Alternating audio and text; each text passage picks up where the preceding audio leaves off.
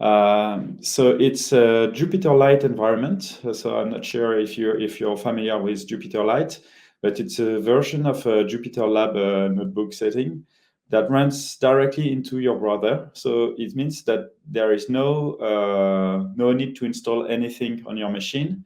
It will automatically compile every dependencies required on the fly directly in Firefox or Chrome or whatever internet browser you use. So, however, the limitation of this is that it's a bit slower than usual. So you might want to run at least the first three cells while I'm talking, because those cells can take a while to run. So you can press Shift Enter, and then they should run like this. So it's not too slow actually. Just checking that I do not have the output. Yes, it's clean. Okay. Oh yeah, and if you already have the output, you can go to the edit menu and click clear all outputs here, so that you can reproduce on the, oh shit, sorry, made a mistake.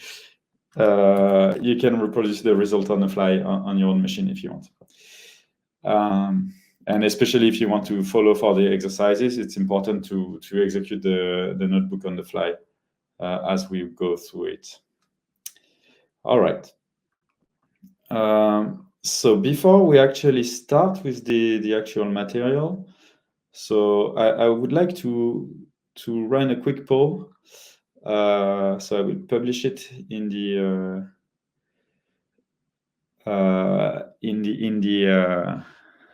the poll menu, and you should be able to run it, and we will see basically a bit about the audience background. So I would like to know whether or not you're familiar with scikit-learn, in particular specific questions to gauge your familiarity with the machine learning and scikit-learn in Python. That is the first question. Second question about whether people in the audience are also R programming experts or data scientist experts. And if you know a bit about survival analysis, the statistical topic of today, the third question, and then 3 questions about your background. So I was limited in the number of options, so I had to make choice, but so we just run that a bit for a bit longer. All right, so it's interesting to see that we got more than a third of people who are experts enough in scikit-learn. Very few people from the R community, and some people were already familiar with the topic I want to introduce today. And most people come from the industry, apparently, some students and very little academics. All right. So I will leave the poll on so that people can continue after, but hide it. Okay. So the topic today is survival analysis using the Python the Python tools. So in particular, we will speak about scikit-learn, the lifelines library. In the abstract, I also mentioned scikit-survival, which is some kind of extension of scikit-learn for survival analysis. Unfortunately, because we decided to use Jupyter-Lite, we could not actually run scikit-survival in Jupyter-Lite because of compiled dependencies, packaging issues.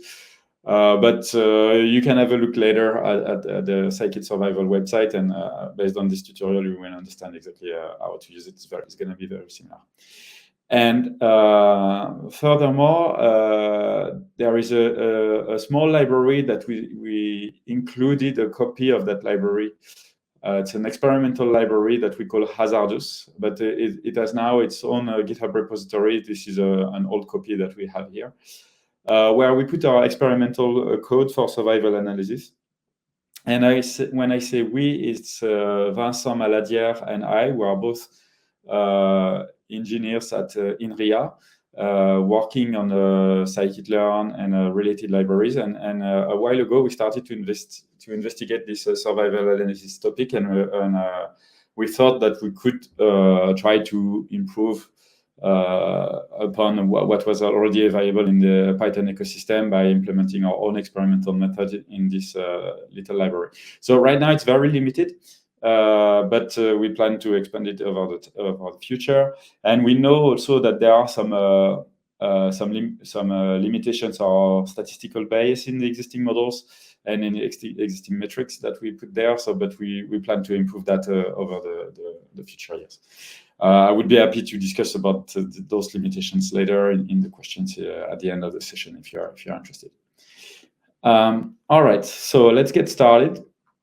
So hopefully you have the first three cells that could run successfully. If it's not the case, feel free to report any error in the chat. And if it's easy to fix, I can give you instructions. If it's not easy to fix, you will have to follow on my script, on my screen. Hopefully it runs for everyone. Okay, so the goal of this tutorial is to introduce what we call white censored time to event data, and why naive machine learning regression models cannot deal with this kind of right censored time to event data. Then we will study how the Kaplan-Meier estimator is able to deal with this kind of data in an unconditional manner, which means that we just model a distribution of an outcome variable y, irrespective of any input features x first, just modeling the target variable y alone. And then we will see how to do predictive survival analysis, meaning that we want to estimate a conditional distribution y given x. And so for this, you can use Cox proportional hazards that we will introduce today. Survival forests that are implemented in scikit-survival, but unfortunately we could not get them to work in this notebook. But you will find online references to them. And gradient boosting incidence, which is a new model that we developed that directly optimizes the objective function that we were interested in. Which we call the integrated Breyer score. It's one way to evaluate the quality of a predictive survival model. There is an alternative metric, which is also interesting, which is called C-index. And we also quickly introduce what it is. And then we will compare all those methods on some statistical, synthetic data sets. And this way we will be able to assert whether or not they are good. And we will also try to inspect a bit what they do under the hood by looking at the partial dependence plot or permutation feature importance. Actually, partial dependence plot, I think we removed it from from this notebook because it was problematic. But anyway, so what is right censored time to event data? So here we are interested in a family of problem where we have individuals that can experience, they are at risk, we say, and they can experience a specific kind of event that we are particularly interested in. So I give examples here for, below the graph. So for instance, in the clinical or medical setting, you want to study the likelihood of patients of dying of cancer over a specific time horizon, or on the contrary, recovering from some disease, for instance, when they take a treatment. So those could be the event of interest, either dying or surviving. In a predictive maintenance setting, you would be interested in modeling the time it takes for a machine to fail and or to operate without failure for a long time. In an insurance setting, you might be interested in modeling the time it takes to a customer to file a claim for a portfolio of insurance contract. In marketing setting, many people are interested in modeling churning events. So when a subscribed user of a service would go away, stop the subscription, and go away and leave the service to either use a competing service or just stop using it. Or the opposite would be if you have free customers, you use a free account, whether the event of interest could be to switching to a paying account with a subscription.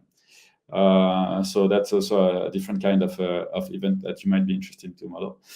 Or economists could be interested in modeling the time it takes for unemployed people to find a new job, and maybe study the statistical dependency of this event to covariates such as age or training or gender. Depends on what you want to study. Or socioeconomic background and so on. So in all those settings, the target variable that we want to predict is a duration between reference time that we call T0, and so we measure the difference between the T0, particular time of reference, and the time where we observe the event. And usually we cannot observe for an infinite amount of time and wait for the event to appear. So we usually have a fixed observation window. And so for some of the people, for instance, the individuals that enter the study later, the event might not be observed before the end of the study, because not necessarily all the people join the study at the same time or the observation period at the same time. But so they will have different reference time, T0s, but what we measure is just the duration between the time we start to observe them and the time and the moment where they experience the event or the end of the observation time. And so if the individual do not experience the event before the end of the observation period, we say that they are censored, which means that they stayed event-free until the end of the observation period. And this is actually the root of the problem for survival analysis, because it's very often the case that in the settings that I presented previously, a significant fraction of the individuals of our training set or even the evaluation set will stay event-free until the end of the observation period. So we cannot really predict the time to event for those, because or we cannot actually model the time to event for those, because we actually didn't record it, because we didn't wait long enough to be able to observe the event. So when we deal with this situation, we have several options that we'll present later. And all the naive options to try to fit this problem, the statistical estimation problem, into a traditional regression problem that we could solve with traditional machine learning models. If you use it naively, for instance, discarding the censored individuals, then you would introduce a significant bias, assuming that you have a significant fraction of your database that is censored. For instance, if you have 30% of your observation that are censored, then it becomes a problem. If you just have 1 or 2% of the people that are censored, probably that you can treat it as a traditional regression problem and wouldn't be a big problem. But in a clinical setting, for instance, modeling survival, it's very often the case that you have 80% of the patient that could be censored. It can happen. Okay. And so we will see why we need to deal with that. So the way we represent this kind of data, and in particular the outcome variable, is so in traditional regression, I would just be a continuous variable. But here in time to event regression with censoring, we have to use a more complex variable y. It will have 2 components, 2 columns basically, if you use a pandas data frame. One would be a binary event indicator. 0 means that the event was not observed, and 1 that the event was observed. So 0 means censoring basically.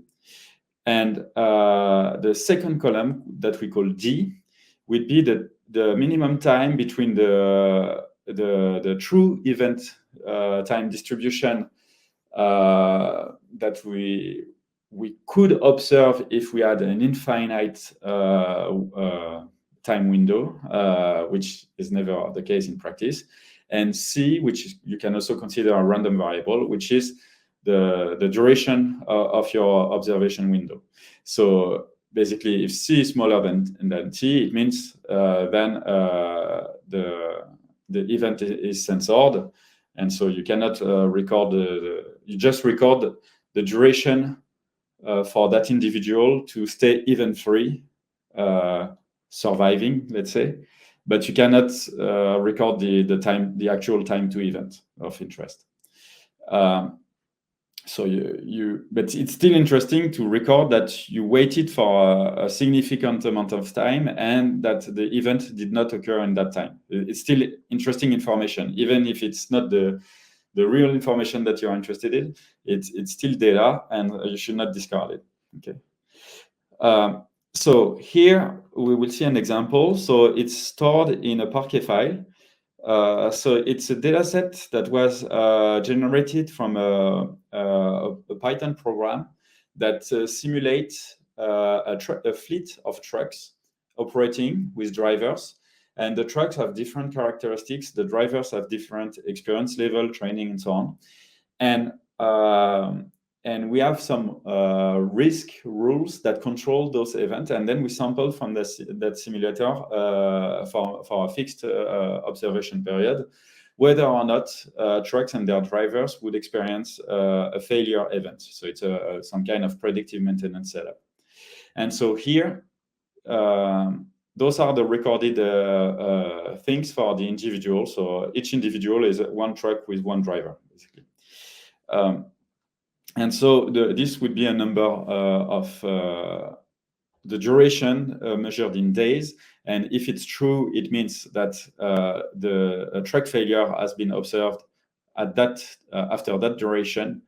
And if it's false, it means that we did not observe long enough to observe the event, but we waited for 125 days, for instance, for this one, without observing the event for that specific truck, because we started to record stuff about this truck later than for the others.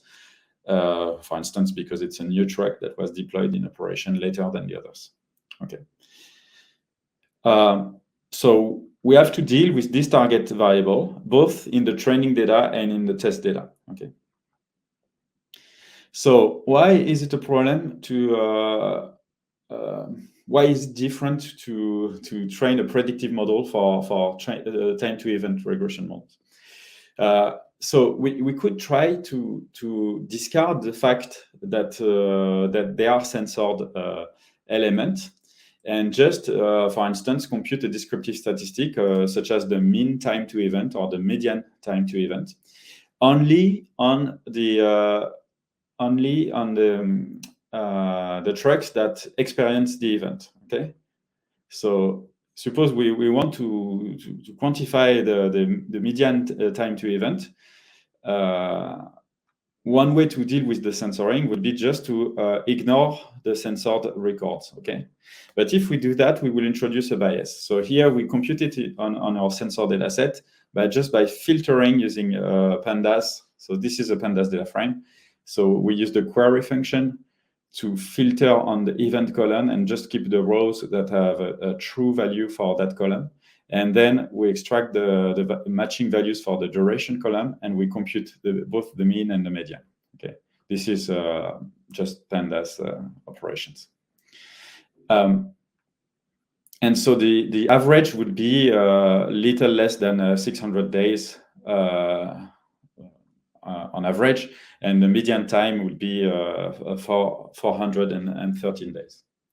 And alternatively, what we could do to deal with this censored data is that for all the people or the individuals for which we did not observe the event, we could say that maybe they will never observe it, and we just set an arbitrary large value of the event time, which would be, for instance, the maximum duration that we have observed in the training set. It's a bit arbitrary, but it's some kind of arbitrary feature imputation, missing value imputation.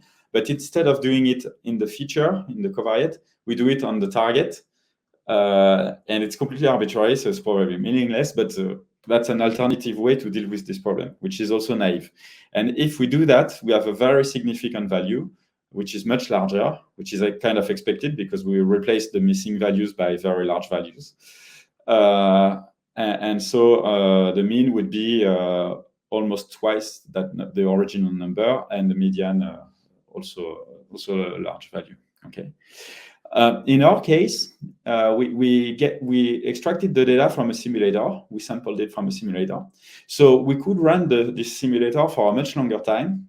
And since the risk to experience a failure is never zero in our problem setting, we can wait long enough so that we can observe the failure time for all the individuals in our fleet. Okay, so we have a second Parquet file where we run the simulator for much longer until we observe the event for all of them. And this will give us the ground truth for the number that we are interested in. Fine. And so I can execute this. And you see that the true numbers for the mean value and the median value are 870 and 735. So you see it's in between the two naive way that we used previously. Okay, but in practice we can never do that in a real life setting, because we can never wait for an infinite number of long time. We want to run the statistical analysis without waiting too long. Okay, so we will have censored point in our data, and so we have to deal with this limitation. So it's just to illustrate that the ground truth is between those two extreme naive ways of dealing with the censored data. Okay, so how to do that? So it really depends on what we want to do. So if we are interested in modeling, for instance, the true mean or median time to event of Y independent of any covariate X, we can use what we call an unconditional or a descriptive model. And so for survival analysis, this is typically achieved using what we call the Kaplan-Meier estimator that is implemented in the lifelines library, for instance. So here it will only model what happens in the Y random variable, irrespective of any covariates, for instance, descriptors of the trucks that you might have at your disposal. Okay. But if you're interested in making individualized prediction for different individuals with different values of X and find estimate the distribution of Y given X, basically, then you could use what's called predictive survival models, such as Cox proportional hazards, which is implemented in lifelines, survival forest, which is implemented in scikit-survival, or gradient boosting incidence model that we implemented in the hazardous library. Then there is an extension of survival analysis, which is called computing risk analysis, that I will not describe in detail today, but it's important to know that it exists. And it happens whenever you are in a situation where you have potentially one event of interest, but there are competing events that can appear. And once they appear, the original event of interest that you're particularly interested in will never appear again, will never occur for that individual. For instance, if you are doing cancer research, you might want to study the impact of covariates such as the age of patients or whether or not they took a treatment to survive a specific kind of cancer, for instance. But those individuals, during the time of the study, could also experience other diseases or road accident or whatever and die from another cause that is not cancer. And if they do, they will never die of cancer as a result. So that would introduce another kind of statistical bias, which is different from censoring. And so you need specific methods. So when you deal with competing risk analysis, you both have censoring and competing risks. And so you have two kinds of problems to deal with to avoid introducing time to event regression. So for this, there are other estimators. For instance, the Allen-Johansen estimator that is implemented in the Lifelines library. Or we could also adapt our new estimator called gradient boosting incidence to model those in a predictive setting, meaning given X. Okay.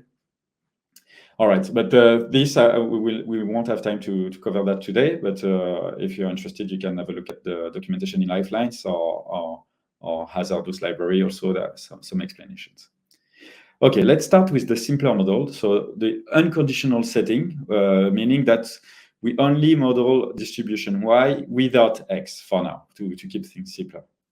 So we are going to use the Kaplan-Meier estimator. And this estimator is an estimator of what we call the survival function. The survival function takes as an argument different values of time horizon, so possible time durations that we're interested in. For instance, when you're a clinician, you might want to know the survival time, the probability for patients to survive at least 28 days, for instance, or 1 year or 5 years, for instance. So you might have specific time horizons of interest, and you can vary that horizon. And you want the probability of the event of interest to occur. So this is the duration of staying event free after a specific time horizon of interest, small t. Okay. Of course, the true t here, we never observe it because we have censored data. So in practice, the y that we have is not the t that I have here because what I explained earlier. Okay. So you have the y with the 2 columns instead, and so we cannot directly observe the realization of t, or at least some of them are censored. Okay, so one way to deal with the censoring is to compute this estimate that you can compute from data with censoring, and it will be an unbiased estimate of the true survival probability. So this formula basically iterates over all the events that you observe in your data set. So each of the i's here are individuals, and ti is the time of the event for individual i that actually experience the event. So without censoring, okay? So only for people who actually experience the event. And at the same time, you can also record the number of individual that have experienced the event at that time, okay? And ny is the number of individuals that are still at risk of at time ti. So this is discarding the people who had censored the event before ti, okay? And so you can run this formula, but it's a cumulative product over your full data set. And those numbers, those 3 numbers, you can compute them by taking account the fact that some people have experienced censoring or not before a specific time. And you do that for all the possible times that you observe in your data set. Okay. So this is the important sentence. Individuals that were censored before TY are no longer considered at risk at TY. So in particular, this NY here is affected by the people who were censored before TY. Okay. So it's not a predictive model because it's not conditional. It doesn't take any side information from a feature matrix X. Okay. But it's still interesting as a descriptive model. And from this, we can compute an average, an expected value for the real time without censoring, or a quantile estimate, for instance, for how long it takes for 50% of your population at risk to experience the event. Okay. So with this model, you can compute those 2 quantities, for instance. Or you can also pick up a reference time horizon, for instance, 5 years, and estimate the probability of survival at 5 years. So to do this in Python, you can import Kaplan-Meier filter from Lifelines. It's not exactly following the scikit-learn API, so it's slightly different API. So you need to pass it at fit 2 arguments, the durations and the events observed. So this is the Boolean column of our data set. And this is the continuous value from the second column from our data set. and it will run the analysis. It will compute basically this formula very quickly. And then we have the survival probabilities at each possible time. So those are the times, the ordered times that were observed in the dataset. And for each of those times, we have the estimate of survival probability. So this, you see at the end that it's not zero because of censoring. I will explain that again later. So okay, so instead of having just a table of number, we can use matplotlib to actually plot that curve. And so this is the result of the Kaplan-Meier estimation. So it gives us a single curve, the survival curve, which starts at 1. At T0, 100% of the population at risk is alive, has survived, has never experienced the event. And over time, as time progresses, a fraction of that population will experience the event. And this is the probability of observing the event. If we did not have any censored individual in our data set, it would be, this estimate should be independent of the censoring distribution, basically. Unfortunately, you see that it cannot extrapolate beyond the point, the maximum time that it has observed in the training set. Okay, so it's kind of truncated in this way. It doesn't try to extrapolate. So you could extrapolate yourself by saying, after that point, everybody survives, or after that point, you compute the slope here, and you say the slope is constant, and actually better than the slope would be the hazard rate. I will explain later what it means to would stay constant, and then you use that to extrapolate the survival beyond that point. But the Kaplan-Meier estimator itself doesn't try to do anything clever. It just say, I cannot answer after that point. Okay. So the Kaplan-Meier filter object from lifelines also computes the median survival time, because this is something frequent that people are interested in.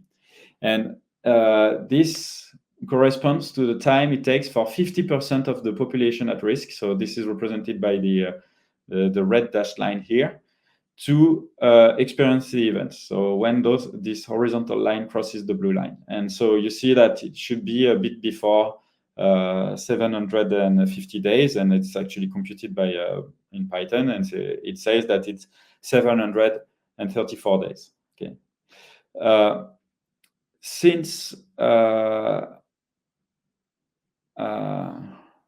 No, okay, I will stop here. So here we just record those two values. So the time grid that was used by the Kaplan-Meier filter, and for each time point, the Kaplan-Meier estimate, the survival probability estimate. So here there is a first exercise, but it's not the most interesting exercise, so I will skip it and we'll just show the solutions directly.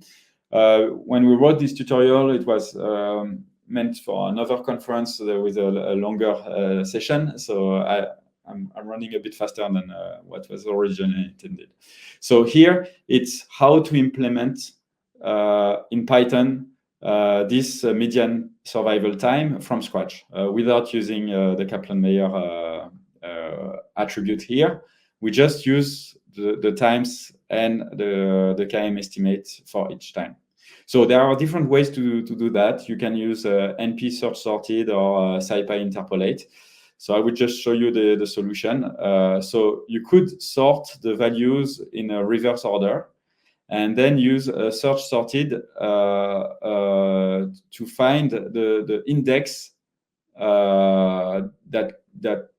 that would match the closest the target value of 50%. Those are probabilities. So there is one probability between 0 and 1 that is closest to 50% in all the sorted probabilities. And then we take this index, and because we sorted in the opposite direction, we need a minus here. So why we need to sort in this order? It's because search sorted assumes that we have monotonically increasing values in the first argument. And because we have a survival function, it's monotonically decreasing. So we need to just swap the order. But then since we swap the order here, we need to put a minus sign here. And then we have the estimate of the median survival time. We can just round it, and that should give us, I'm sorry, I didn't want to change this. Okay. And so you see that we have this value, which should be very close to what lifelines is doing internally. Okay. Alternatively, we can use an interpolation function from SciPy. And so we will interpolate from the space of probabilities to the space of time using linear interpolation. And then once we have this interpolation function, so it's a piecewise linear function, we can compute the value at the probability of 0.5 and run the result and see what we get. And we get almost exactly the same here. So I'm not sure exactly why Lifeline does something different, but you see it's very similar. Okay. Yeah, okay. And finally, since this data set was generated from synthetic ground truth process that we know as the author of this dataset, we could run the simulation for longer. So we can use the uncensored version of the dataset and just compute the median on the duration column. And this is the true value. And you see that the Kaplan-Meier estimate is very close to that. Okay. Just from a finite sample with censored values, it could recover.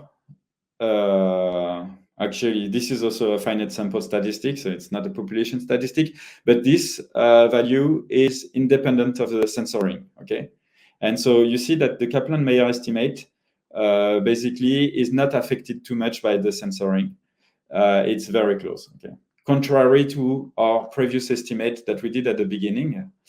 If you recall, we had naive ways to compute by discarding the censored data point, and the median was very different. Okay, and the other one where we imputed by large durations was also arbitrarily different. Okay, so you see that Kaplan-Meier is a sensitive way to deal with censoring, and it should be very independent, unbiased, basically by the censoring distribution. All right. Do you have any questions so far? Feel free to ask any question or in the chat. Apparently no. Okay. All right, so let's go on. So let me give you a bit more mathematical details. So far we mentioned the censoring distribution, the survival distribution. You can also be interested in what we call the hazard rate. So the hazard rate is some kind of speed of failure or speed of experiencing the event, conditioned on the fact that we have survived until the point t, a specific point t. So when time progresses, the speed of failure can change. But it's the risk basically of experiencing the event at different time horizons. Okay, so it's defined this way. So it's the probability of observing the event at a specific time between t and t plus delta t dt. So dt is a very small quantity, so it goes to 0. Given the fact that actually the p here should not be there. Given the fact that the random variable t is larger than the time of reference. Okay. Can I change this? Yeah. Okay. Oops. Yeah, that's more correct. All right. So it's equivalent to ft divided by st. So st is the survival function that we defined previously, and ft is the density function of the event time distribution. Okay, but this one compared to lambda t, it's a density function, so it's also some kind of hazard failure rate, but it's in a situation where we do not consider the fact that we have failed remained event free before. So it's a bit weird, ft, to understand concretely what it means. Lambda t, which is the hazard rate, it's much more natural. The speed of failure at a specific time horizon, given the fact that we have survived until that time horizon. Okay. Furthermore, we can be interested in the cumulative incidence function, which is basically the integral of the density function. So the probability of experiencing the event over time. Okay. And so this quantity is ever increasing. It's monotonically increasing. And it's basically the complement of the survival function. Okay. And so ft is the density of the distribution of the event times. And big ft is the integral, the cumulative density function, basically. When we have computing risk, it's slightly different. It's a bit more complex, but in a binary survival setting, it's easy. Okay. We can also integrate the cumulative hazards, and there is a relationship between the cumulative hazard and the survival function. So it means that if you can estimate the small lambda hazards, you can then numerically integrate them and then take the exponential minus that value and recover the survival function. So that would be a way to estimate the survival function, and then the cumulative incidence function as well. And if you estimate the survival function directly in one way or another, you can recover an estimate of the instantaneous hazard rate by taking the time derivative of the survival function and dividing it by itself. So you can run the math. So this relation here, it comes from a differential equation. So it's possible to prove all of this. You can look at Wikipedia. I think there's the proof somewhere.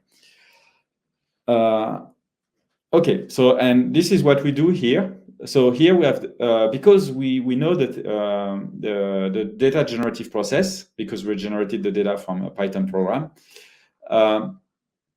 So if I go back to the first cells that we executed quickly at the beginning, here we have the theoretical hazards that are basically found when we run our simulator. Okay, and then we sample from those hazards to get actually the data set in the Parquet file. Okay, so to generate the data, the files, the event, the duration in the Parquet file, we used the theoretical hazards, and then we did some random sampling based on that.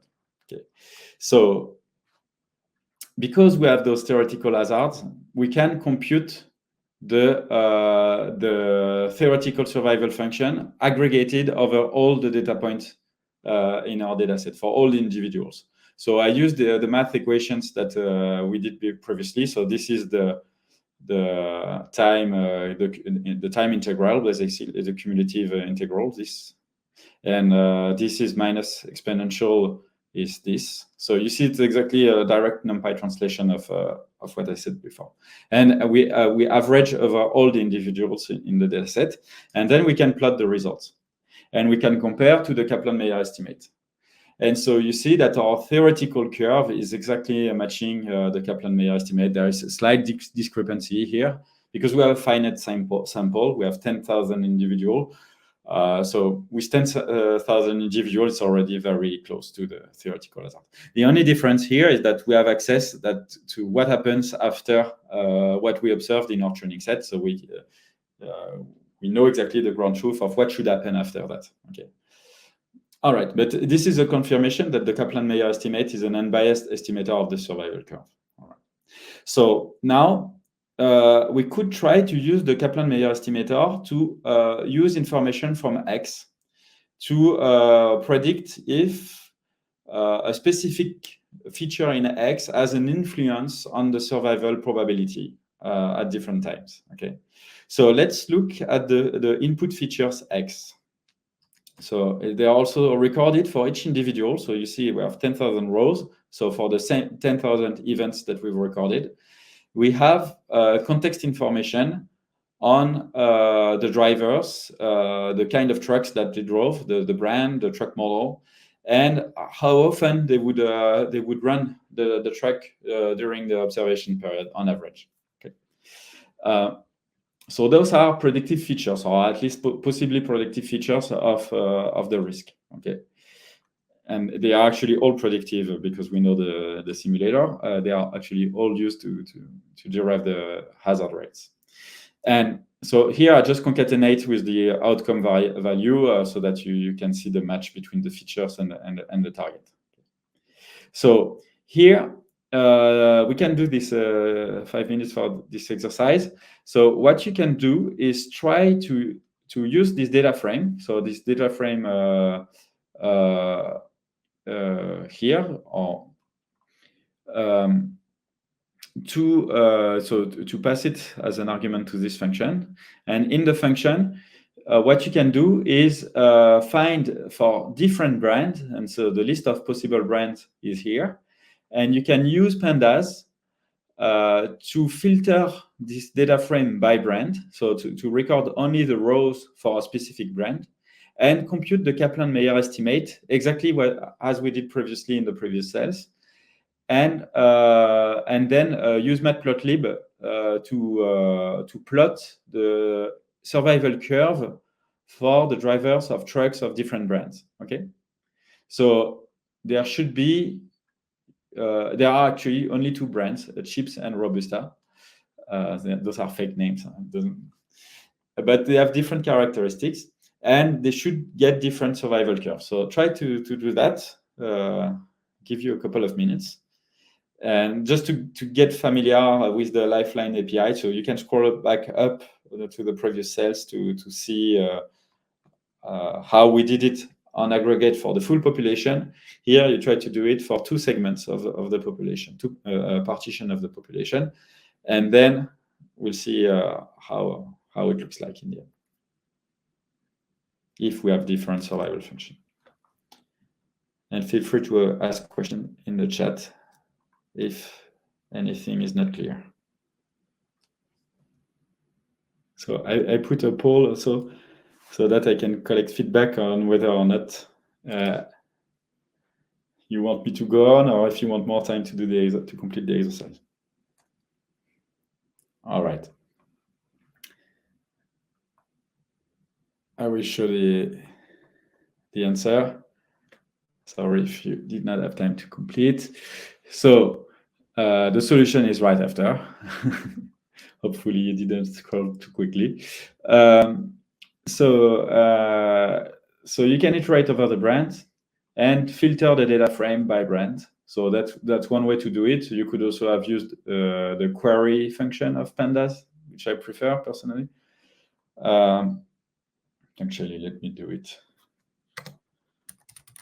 You can do query brand equals, and then you can reference the Python local variables using the @ sign here. Okay, so this should be a slice of the data frame. And for this slice, we can fit a Kaplan-Meier estimate, then use the plot function, and you can normalize the plot the way you want. Okay, so you should get this. Conveniently, the plot function of Lifelines also computes confidence intervals that should be large if you have a small data set, and significantly thinner if you have a large data set, many data points, basically. So here you see that since our data set is quite large, the confidence interval is very narrow. So we can clearly see that the two kinds of trucks have different survival curves, and in particular, Chips tends to fail much before, or significantly before. I don't know, if you take a specific line like for 40% here, You see that there are almost 100 days, so several months of difference in life expectancy at this time, okay, for the different drugs. But over time, you see that in the end, the two brands tends to fail at some point, and the more you wait, the more the both curves go to zero, basically. And it's interesting here that Robusta for very long time duration has tend to be not that reliable, whereas it was much more reliable at the beginning. Okay. All right, and so we could compute the different median time survival. For instance, for chips, it's around 750, and for, or even before than this number, and for Robusta, it's significantly after 800 days or more, 900 days, I don't know exactly. So you see that one is larger than the average median time, and the other one is smaller than the average median time. So how to tell whether our model is good or not, a survival model is good or not? There are two metrics that I want to introduce. They exist more, but I found those two metrics particularly interesting, even if they have their limitation. So the first one is called integrated Brier score, or more precisely, time-integrated Brier score. So if you're familiar, Brier score is a proper scoring rule for a classification model. So here, you could consider that this model here is a classifier of survival at different time horizon. For instance, suppose that you consider the specific time horizon of 750 days. Given the brand X as a feature, as an input feature, you want to output the probability of survival. And so here it would be close to 0.5, and for Robusta it would be slightly bigger. Okay, and you have a binary outcome, which is survived or not, and you want a probabilistic classifier that would predict a survival or not, given the brand here. So you can use a classification metric for this if you consider a specific time horizon. Okay, but when you want to do that for many time horizon, all the possible time horizon, what you can do is compute these values, this classification error metric, for all the times, and then compute an average. And this is basically a time-integrated average of the Brier score. The concordance index is different. It's more like a discriminative metric for the regression problem. So you regress the time for different individual it takes to experience the failure, and you consider all the pairs of individuals.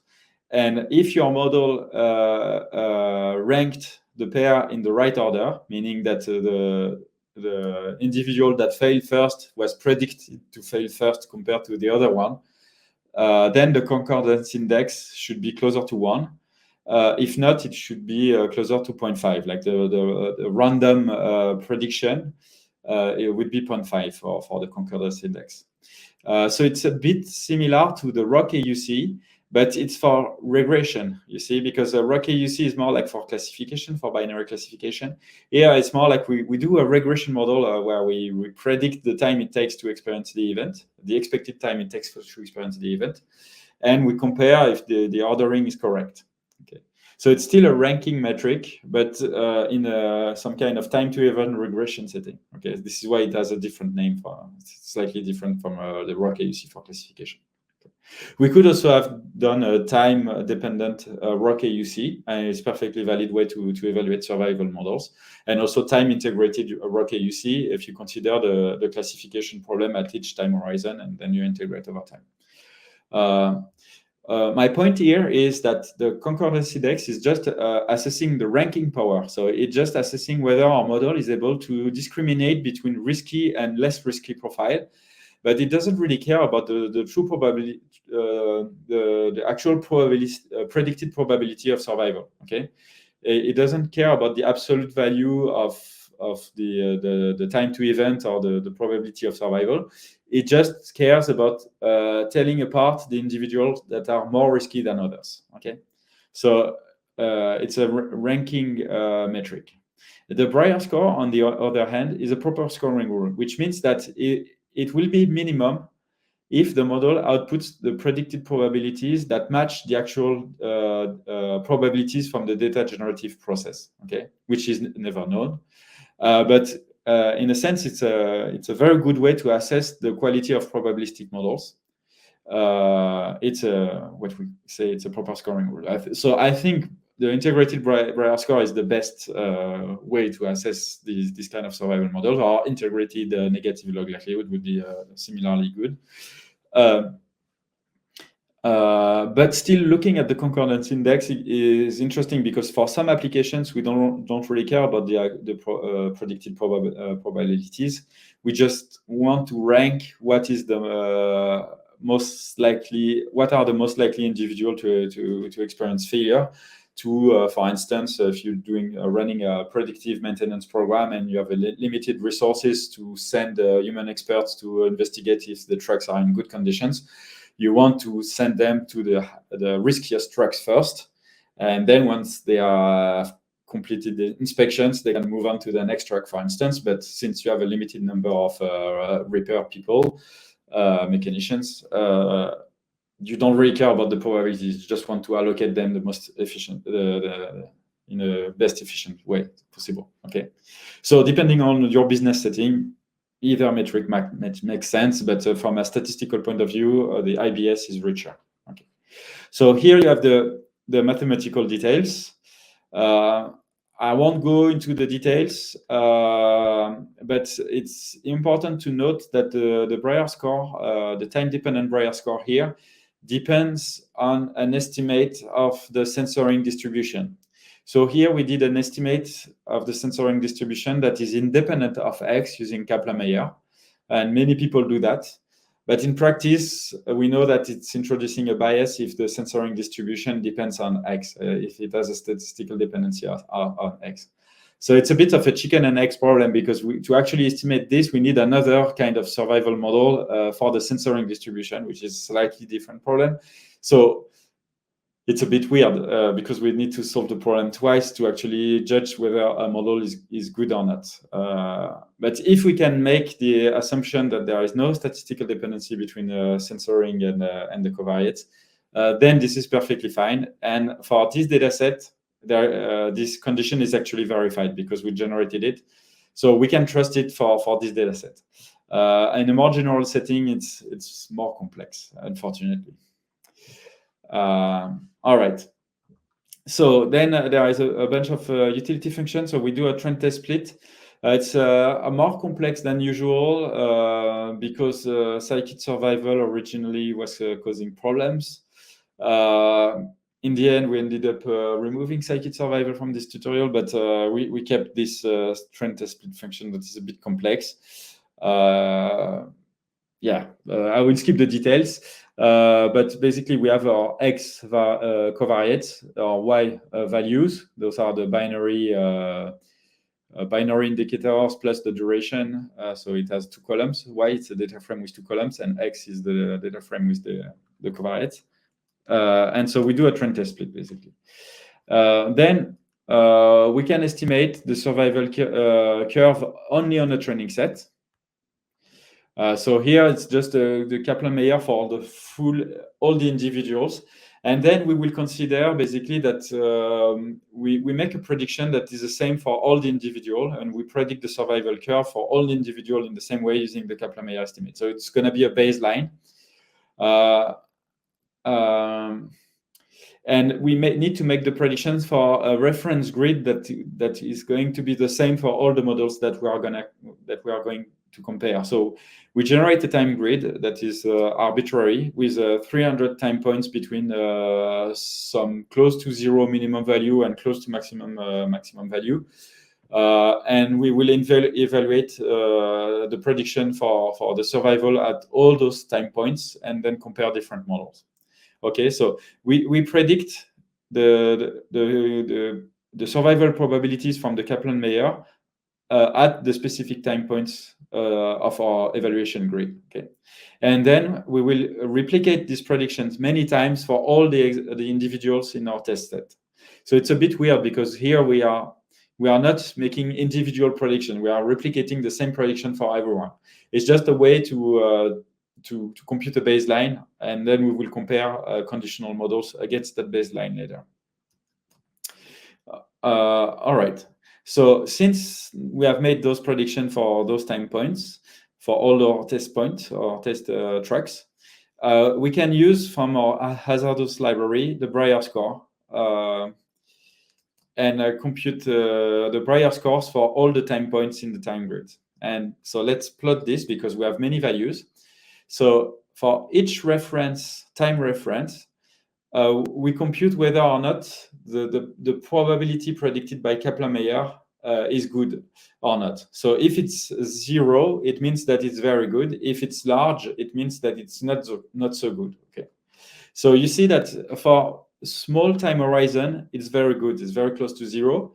And it makes sense because it's very easy to predict that nearly 100% of the tracks have not experienced failure after 1 day, for instance, and it will be mostly correct. So it's kind of easy to not make an error for small time horizon. Similarly, for large time horizon, you can predict that almost all of them have experienced a failure, and it would be a good prediction also. However, in the middle, between those two extremes, where nearly all of them are event-free and nearly all of them have experienced the event, you don't know exactly how fast they will experience the event in between those two extremes. Okay, and this is why the Breyer score is typically large for medium, for intermediate times. Okay. All right, so we can summarize this error curve by the area under the curve. So we integrate it through time. So it's basically an average between a T-min and Tmax of interest. So T-min could be 0, Tmax could be the maximum observed time. Sometimes some survival models will refuse to predict at T-min or nearly Tmax. So this is why we use a grid that is start a bit later and stop a bit before.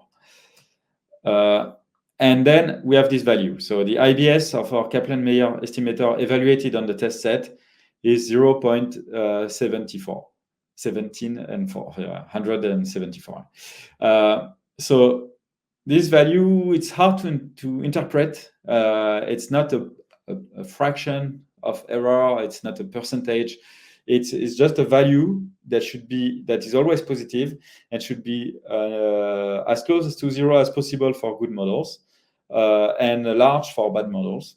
But even the best model should be non-zero. The value will be non-zero for the best model, because in practice, the information that we have in X does not give us a deterministic way to predict the time to event. It's very rarely the case that we can deterministically predict the exact time to event only from the features. Like, for instance, if you consider the features that we had here,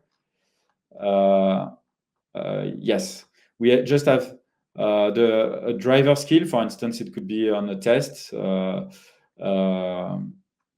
a driving test. So it's an assessment of the driving skills, the brand of the truck model, the usage rate.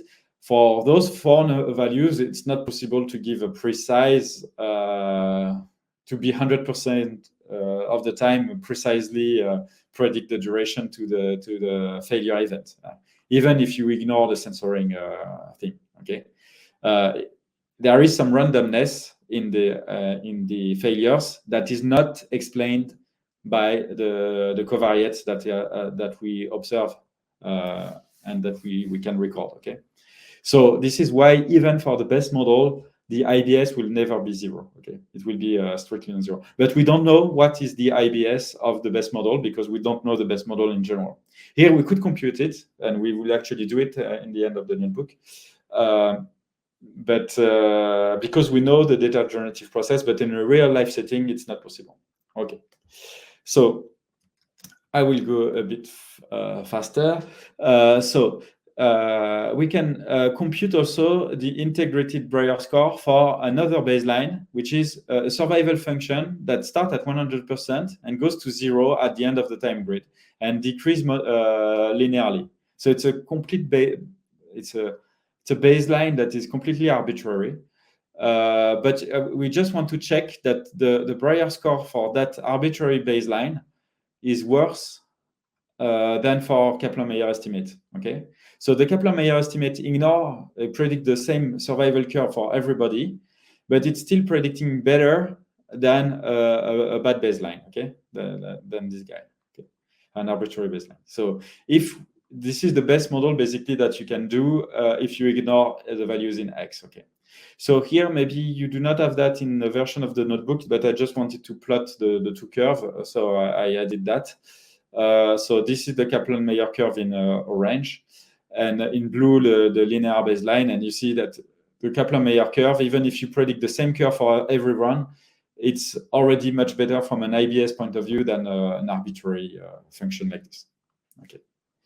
So we can also evaluate the concordance index, which is, as I said previously, the ranking power evaluation of the models. So here you have the details if you're interested in. But here, because I predict for all the model the same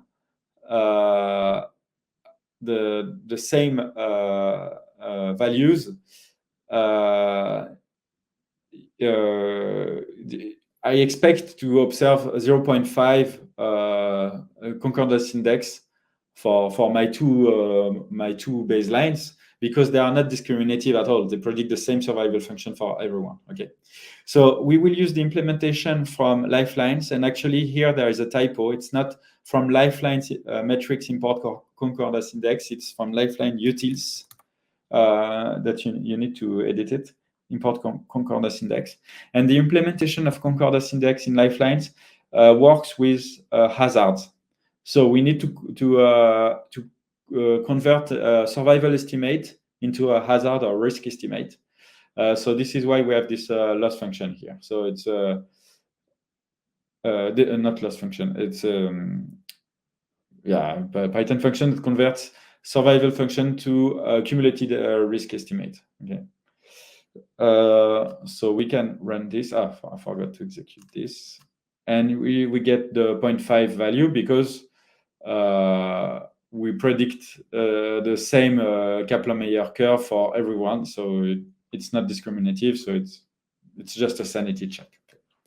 So just for this, the rest of the notebook, I will record all my evaluation into this survival analysis evaluator.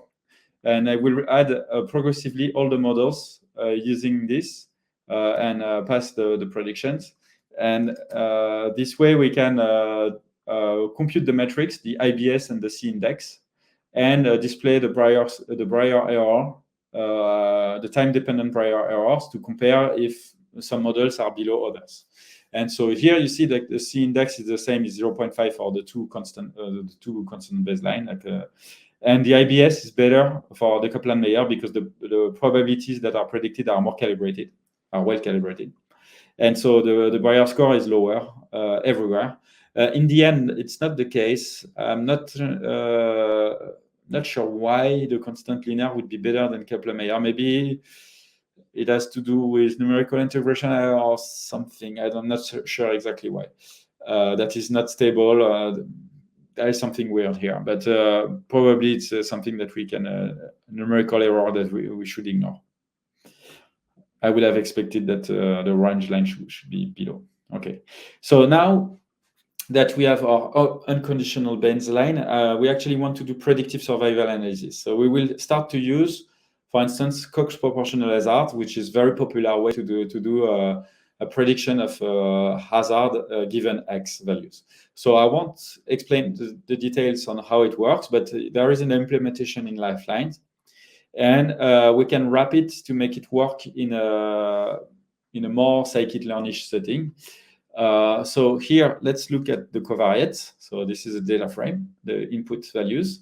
So we will pre-process those values using this simple preprocessor. So it's using the column transformer from scikit-learn. it will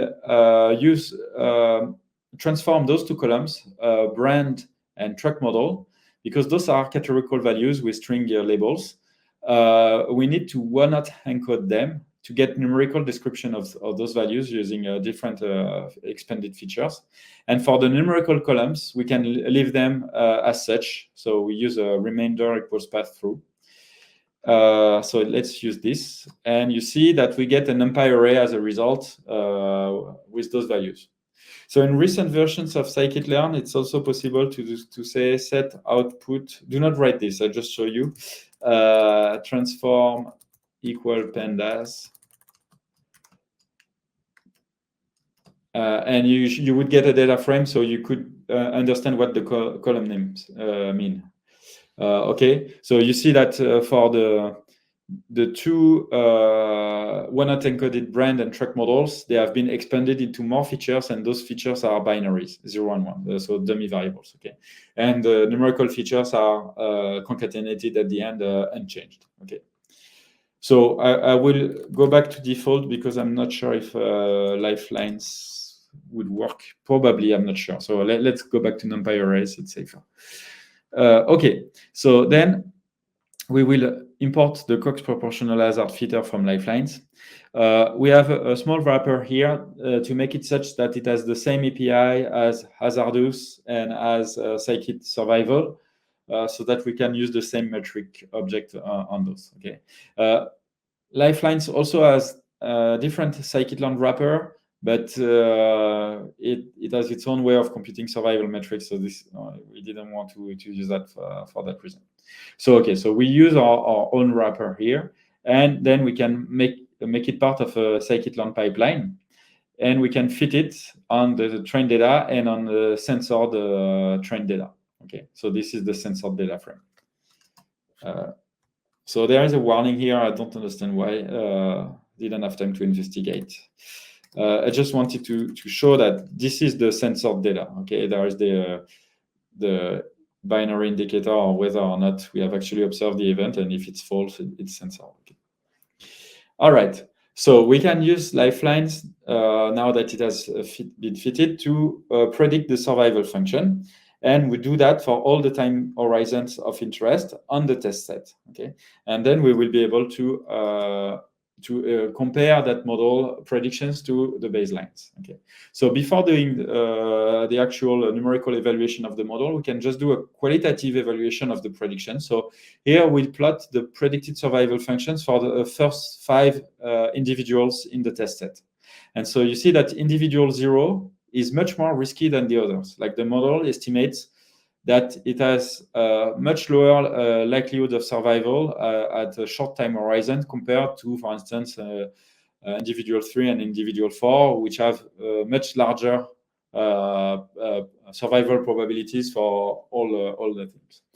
By construction, Cox proportional hazard will plot lines that cannot really cross. Okay, so it's a limitation of this model is that it's not rich enough to model situations where one individual would be risky at the beginning and less risky at the end than others. So all the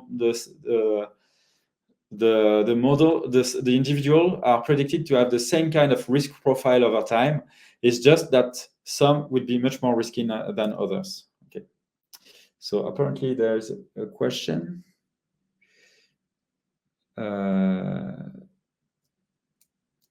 Okay, no question. It was just comments. Okay. I don't think so. Okay. Ask questions in the question area if there are questions, just to make sure. All right. So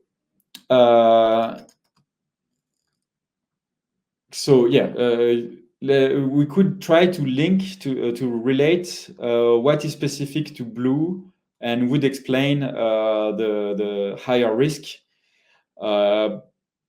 Based on the name, we could try to guess. For instance, it's a cheap brand, so and we said on aggregate it was more likely to fail. The driver skill is also very low compared to the other. So maybe those two features explain. And the usage rate is still significantly high. So it kind of makes sense that the model predicts that this will fail first. Okay. So we could read this plot in different way, either as regression. So for instance, the probability for 50% of similar drivers to experience this event, the time, I mean, for 50% of the similar drivers to experience this event. So here it would be much shorter for this one. So it could be read as a regression model, or it could be read as a classification model vertically if you consider different time horizon, the probability of survival at different times. Okay. Okay. So there is an exercise, but we are running close to the just have 10 minutes left. So I will just show you the solution. So here the exercise was about relating the coefficients of the model to the covariate names, and then to see the influence, the statistical relationship, the statistical association of each individual covariate to the predicted hazard. And based on the coefficient of the lifelines Cox proportional hazard model. Okay, and so if a coefficient is negative, it means that the driver skill has a negative influence on the hazard. So it means that the better the skill of the driver, the lower the risk of experiencing the event, and that makes sense. You see that the brand chips and robusta actually have no such big impact, and apparently the different kinds of model based on the Cox proportional hazard model are more influential than the actual brand. Okay, and the usage rate it's kind of expected, but the more you use the track, the higher the risk failure. If you do not use it, you have a very low probability of experiencing a failure if the truck doesn't run on the road. Okay. Finally, we can quantify the metrics. So we put the prediction in our evaluator, and then we can compare with the other baseline. And you see that this new model, the discriminative model, is much better than before, because first on the C index, it's better than chance. So it can actually tell apart risky driver from others more than randomly, better than randomly. And the IBS metric, the integrated prior score, is lower. And on average, you can see that it's uniformly lower, except for those large values. So here, there is probably a calibration problem for the large time horizon. But there are very few data points here. So the model should be quite uncertain. And so even this estimate of the error should be quite uncertain. We did not put a confidence interval. We could compute bootstrap confidence intervals for this. We kept the code simple. Okay. So there was another exercise here, which is to enrich the feature set for the Cox proportional fitter by using components from scikit-learn, such as the spline transformer for numerical features and the Nystrom kernel approximation that would kind of simulate a kernel support vector machine, basically, but by doing feature preprocessing. And so the spline feature transformer is applied to the numerical features. For categorical features, we still use the one-hot encoder. And those two features, groups of features, will be concatenated. And on the result of the concatenation, we expand them to 300-dimensional space by approximating what we call a second-order polynomial kernel. So that should make it possible to capture interactions between features and nonlinear interactions between features, and also add an axis-aligned inductive prior to the numerical variable, which is usually a good idea if there are threshold effects, for instance, for the skill or for the usage rate. That might happen, so we can use the spline transformer to do that. So let's try to fit this model. So it might take a bit more time because it's more complex model with many more features than previously. And then we will evaluate the results. So there is a question.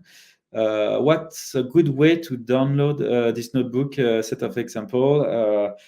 So if you look at the URL, it's a GitHub repo. It's a GitHub pages that is linked to a GitHub repo. So let me show you. Actually, it's not visible in the URL. It's actually on Vincent Maladière GitHub.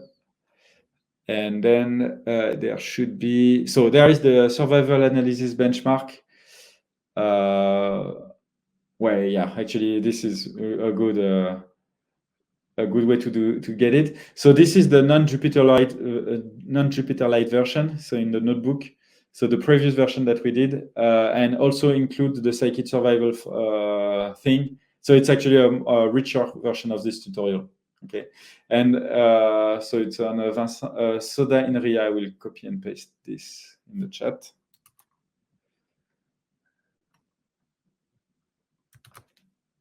Okay, and there